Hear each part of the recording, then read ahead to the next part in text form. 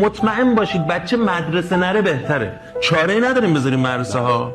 مثال براتون بزنم، امسال معدل کنکور در همه درس‌ها زیر -10. یعنی بچه اگه درس نخونه 0 میزنه، اگه درس بخونه -10 میزنه. این نظام اوشیمان.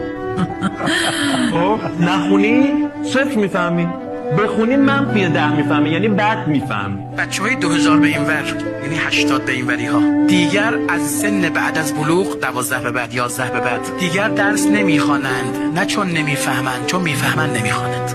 این حرف قشنگه. چقدر این حرف پره.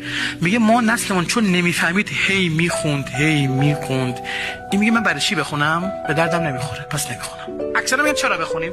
من با این بچه‌ها موافقم. مردم ما سر کار بودیم، اینا سر کار نمیرند. آموزش و پرورش ما رو سر کار گذاشت و دانشگاه هم برام سر کاری اضافه کرد. 90% لیسانسید، هیچ تو ذهنتون نیست. اللهم انی اعوذ بک من علم لا ینفع. خدا پناه میبرم از به تو از درسی که خوندم و به دردم نخورد.